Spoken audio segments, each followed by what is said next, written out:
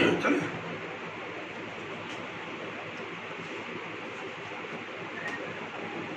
Hello students, अभी तक हम लोगों ने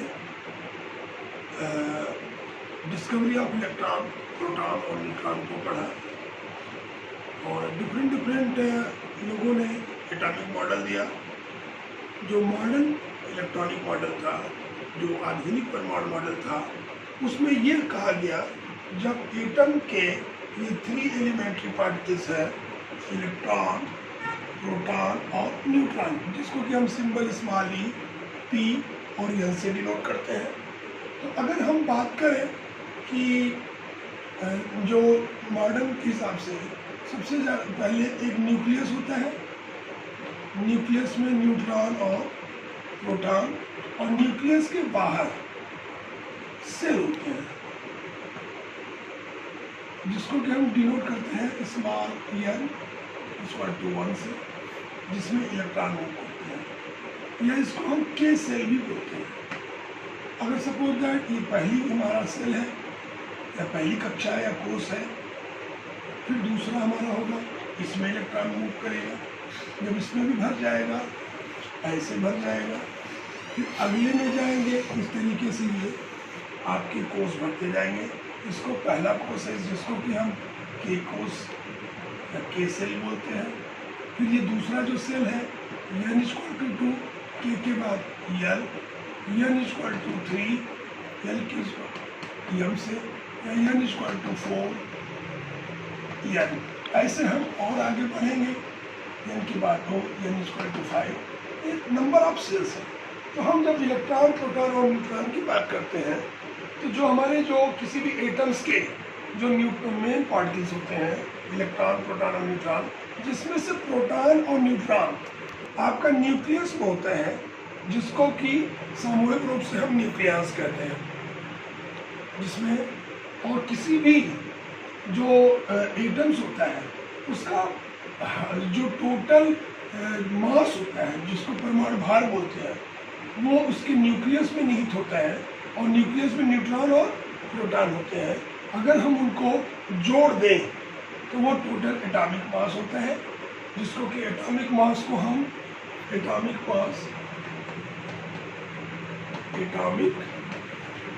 मास जिसको कि हम एक सिंबल ए से डिनोट करते हैं। ए = होता है P + n के। जितने नंबर ऑफ प्रोटॉन होंगे, जितने नंबर ऑफ न्यूट्रॉन होंगे, टोटल को हम ऐड कर देंगे, that is the atomic mass, या इसको हम परमाणु भार भी कहते हैं। क्या बोलते हैं हम? परमाणु भार, एटॉमिक मास, जिसको कि हम सिंबल ए से डिनोट करते हैं। प्रोटॉनों की संख्या और प्लस न्यूट्रॉनों की संख्या, ए = P + n के होता है। और जानते हैं आप, एक होता है एटॉमिक नंबर। एटॉमिक नंबर जिसको कि हम जेड से डिनोट करते हैं। जेड जो होता है, जिसको कि हम परमाणु क्रमांक भी बोलते हैं हिंदी में, इसको हम बोलते हैं परमाणु क्रमांक, जिसको कि हम जेड से डिनोट करते हैं। और यह जेड जो होता है, जितने भी न्यूक्लियस में प्रोटॉन होते हैं, जो पॉजिटिव चार्ज होते हैं, जेड = P, या जितने P होते हैं उतने ही इलेक्ट्रॉन होते हैं। Z = P = E। कहने का मतलब क्या है, जो परमाणु क्रमांक या एटॉमिक नंबर होता है, जिसको कि हम जेड से डिनोट करते हैं, वह किसी भी पॉजिटिव चार्ज की संख्या के बराबर, या प्रोटॉनों की संख्या के बराबर, या नाभिक के बाहर जो सेलों में इलेक्ट्रॉन मूव कराते हैं उनकी संख्या के बराबर होता है। जेड = P = E के। तो अगर हम जहाँ पर अगर हम जैसे हमको अभी नंबर ऑफ इलेक्ट्रॉन, प्रोटॉन और न्यूट्रॉन निकालना, जैसे सपोज कोई एटम दे दिया गया, उसमें हमको इलेक्ट्रॉन, प्रोटॉन और न्यूट्रॉनों का नंबर ज्ञात करना है। हमें क्या करना पड़ेगा? हमें 2 फार्मूले मिलेंगे, ए = P + n के। और अभी हम थोड़ा सा इसको मिटा के और भी क्लियर करते हैं कि हमने ये कहा कि जो इलेक्ट्रॉन, प्रोटॉन और न्यूट्रॉन है, तो प्रोटॉन और न्यूट्रॉन आपका नाभिक में, न्यूक्लियस में, और नाभिक के बाहर जो आउटर मोस्ट सेल होते हैं, कोष होता है या कक्षा होता है, उसमें इलेक्ट्रॉन मूव करते हैं, उसे हम उससे डिनोट करते हैं। तो हम एटॉमिक मास की बात कर रहे थे। ए बराबर होता है P प्लस n के, क्योंकि किसी भी परमाणु का पूरा भार उसके केंद्र में निहित होता है, सेंटर में निहित होता है, जिसको कि हम न्यूक्लियस कहते हैं। और न्यूक्लियस में क्या होता है? प्रोटॉन और न्यूट्रॉन, मतलब प्रोटॉनों की संख्या प्लस न्यूट्रॉनों की संख्या को जोड़ दें तो हमें उसका एटॉमिक मास, द्रव्यमान संख्या A बराबर P प्लस n की होता है। फिर बात आती है कि परमाणु क्रमांक या एटॉमिक नंबर, जिसको कि हम Z से डिनोट करते हैं, यह टोटल नंबर ऑफ प्रोटॉन या टोटल नंबर ऑफ इलेक्ट्रॉन के इक्विवेलेंट होता है। या कहने का मतलब कि किसी भी सेल में जितने नंबर ऑफ प्रोटॉन होते हैं या जितने पॉजिटिवली चार्ज होते हैं, वही उसका एटॉमिक नंबर होता है। या जितने इलेक्ट्रॉनों की संख्या होती है, उसी को हम उसका एटॉमिक नंबर कहते हैं। क्योंकि कोई भी एटम्स जो कि न्यूट्रल्स होते हैं, जितने पॉजिटिव चार्ज होते हैं उतने ही निगेटिव चार्ज है। कहने का मतलब जितने प्रोटॉन होंगे उतने ही इलेक्ट्रॉन होंगे एक उदासीन परमाणु या न्यूट्रल एटम्स के लिए। तो हम ये देखते हैं कि Z बराबर P इक्वल टू E के। तो अगर हम ये फार्मूला जो है परमाणु एटॉमिक मास का A बराबर P प्लस n के, तो P की जगह हम क्या रख सकते हैं? A बराबर P की जगह Z के, क्योंकि यहाँ पर Z इक्वल टू P के या बराबर E के। तो जहाँ प्रोटॉन है तो हम Z रख सकते हैं, Z plus n। Atomic mass equal to atomic number plus न्यूट्रॉनों की संख्या, न्यूट्रॉन्स नंबर। तो हम यहाँ पर अगर हम न्यूट्रॉनों की संख्या निकालना चाहें तो A minus Z, A equal to A minus Z, जहाँ पर n क्या है? नंबर ऑफ न्यूट्रॉन्स, A क्या है? एटॉमिक मास, Z क्या है? Atomic number. तो हमें तीन चीज़ें, अगर कोई भी एटम्स का हमको, मान लिया कोई एटम X है, उसमें नीचे आप देखेंगे सिंबल होता है Z और यहाँ पर A मतलब होता है ऊपर जो होता है, किसी भी एलिमेंट्स के जो ऊपर लिखा होता है वो एटॉमिक मास होता है। एटॉमिक मास, या इसको हिंदी में हम कहते हैं परमाणु भार या द्रव्यमान संख्या, किसी की इक्विवेलेंट होता है द्रव्यमान संख्या। और जेड जो है वो एटॉमिक नंबर, जेड जो है वो क्या है? Atomic number. हिंदी में क्या कहते हैं? परमाणु क्रमांक। कोई भी आप देखेंगे एलिमेंट्स, कुछ भी एलिमेंट्स होगा तो उसका मान लिया उसका नाम X है, ये एलिमेंट्स है। ये क्या है आपका? एलिमेंट्स या तत्व बोलते हैं इसको। ये सिंबल होगा, ये नीचे जो होगा वो हमेशा परमाणु क्रमांक होगा, ऊपर जो होगा वो परमाणु संख्या या द्रव्यमान संख्या या परमाणु भार बोलते हैं। सपोज दैट अगर हम डिनोट करें किसी नंबर से बहुत सारे एलिमेंट्स, जैसे अगर हम कहें पहली बात करें 1H1, तो देखो ये X की जगह हम देखें X, Z और A। यहाँ पर ये परमाणु क्रमांक हाइड्रोजन का कितना है? 1 है। और परमाणु भार कितना है? 1 है। तो X की जगह यहाँ पर हाइड्रोजन है, ये एलिमेंट्स है। इसी तरीके से हम दूसरा एग्जांपल लेते हैं 2He4। तो जहाँ पर Z इक्वल टू है 2 के, ये एटॉमिक नंबर हो गया, और A इक्वल टू हो गया 4 के, ये एटॉमिक मास हो गया या द्रव्यमान संख्या या परमाणु भार। ऐसे बहुत सारे ऑक्सीजन 8 और 16, तो यहाँ पर Z इक्वल टू 8 और A इक्वल टू 16। ऐसे ही सिंबल होते हैं जहाँ पे X या ये हाइड्रोजन, हीलियम और ऑक्सीजन को हमने एग्जाम्पल किया। ऊपर वाला जो भी होता है वो आपका एटॉमिक नंबर होता है या परमाणु भार, और नीचे वाला जो होता है वो हमेशा परमाणु संख्या होती है। इस तरीके से हम डिनोट कर सकते हैं। हम ये अब जानना चाहते हैं, जो कि हमने सिंबलिक कर दिया। अब हमें 2-3 चीज़ें मिल रही हैं। अगर कोई एलिमेंट्स का हमें एटॉमिक मास मालूम हो, परमाणु भार मालूम हो और परमाणु क्रमांक मालूम हो, तो हम ये तीनों जो इलेक्ट्रॉन, प्रोटॉन और न्यूट्रॉन की संख्या ज्ञात करनी होगी, उसको आइडेंटिफाई करना होगा, तो हम उसको निकाल सकते हैं। कैसे फॉर्मूले से? ए बराबर या A equal to P plus N, क्योंकि एक फार्मूला ये बनेगा, किसी भी परमाणु का समस्त भार उसके केंद्र में निहित होता है, जिसे हम एटॉमिक मास बोलते हैं ए, और atomic mass P plus M के बराबर होता है। एक तो ये हो गया, क्योंकि हम जानते हैं Z equal to P equal to E के, जितनी परमाणु क्रमांक जो होगा वो प्रोटॉनों की संख्या इलेक्ट्रॉनों की संख्या के बराबर होगा।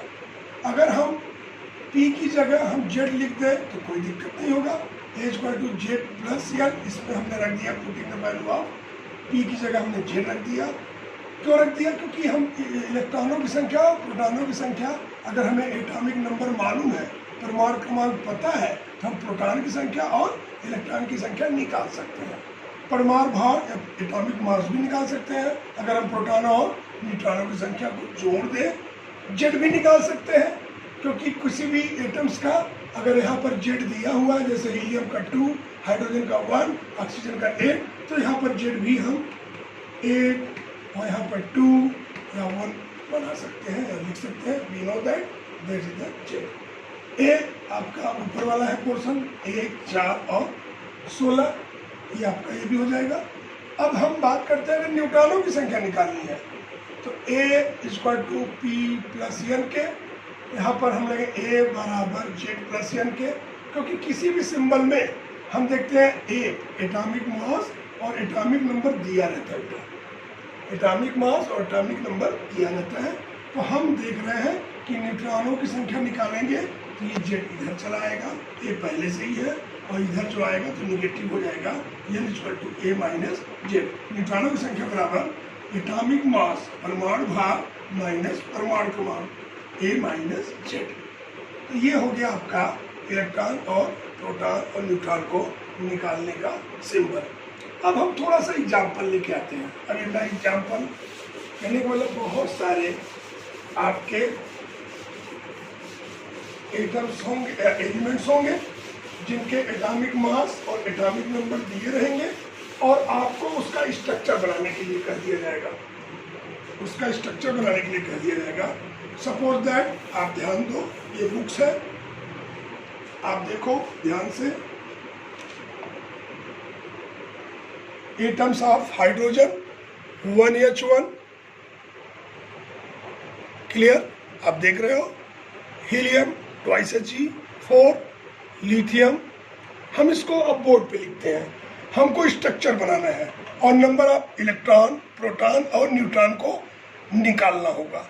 तो हम इसको सिंबॉलिक करते हैं। सपोज दैट हम एक क्रम से लिख लेते हैं बहुत सारे एग्जांपल, जैसे 1H1, 2He4,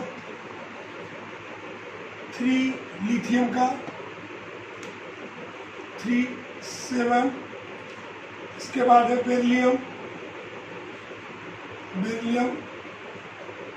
फिर बोरान 5 और 10, कार्बन 6, 12, नाइट्रोजन 7, 14, ऑक्सीजन 8, 16,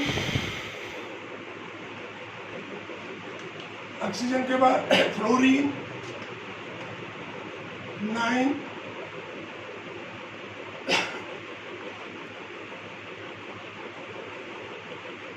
नाइन 19, इसी तरीके से बहुत सारे फ्लोरीन बाद नियान 10, 20,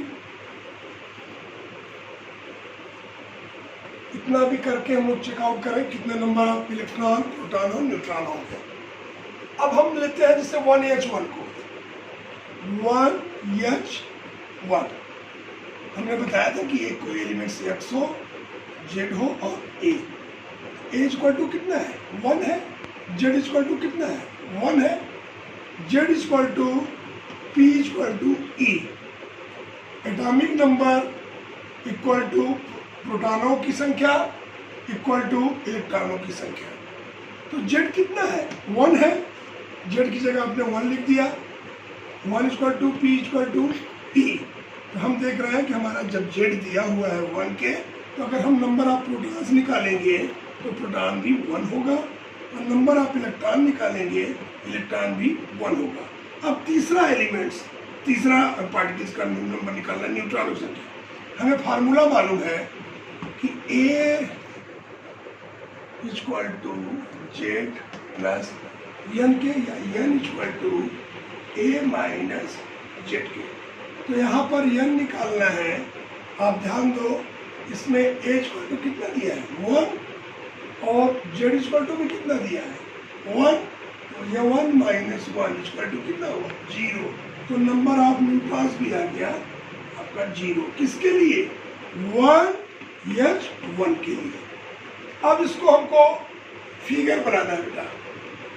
फिगर बनाने का मतलब अगर इसका हमको प्रेजेंटेशन करना है कि किस तरीके से नंबर ऑफ इलेक्ट्रॉन, प्रोटॉन और न्यूट्रॉन व्यवस्थित रहते हैं, तो हम लोग इस तरीके से बना सकते हैं, इसको ड्रा कर सकते हैं। ध्यान दीजिए, अब एक न्यूक्लियस बनेगा ही। किसी भी एटम्स के लिए सर्टेन है कि न्यूक्लियस में प्रोटॉन और न्यूट्रॉन होना चाहिए।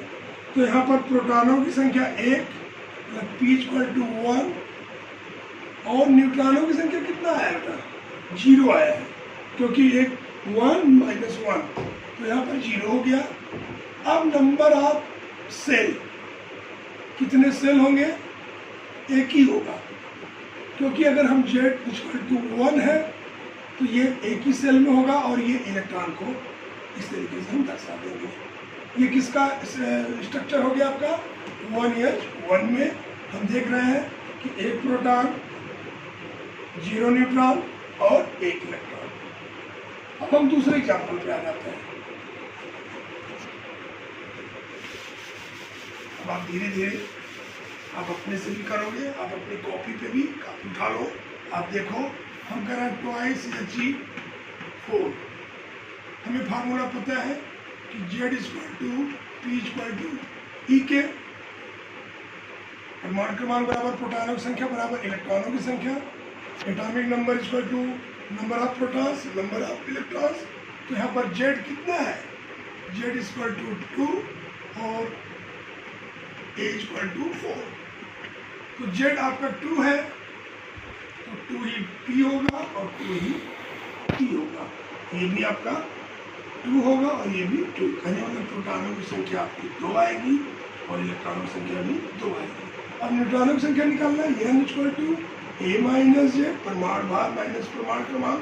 तो n इक्वल टू यहाँ पर 4 है, 4 माइनस 2, ये भी कितना होगा 2। तो n बराबर भी आ गया 2। अब स्ट्रक्चर कैसे बनेगा बेटा, आप ध्यान दो।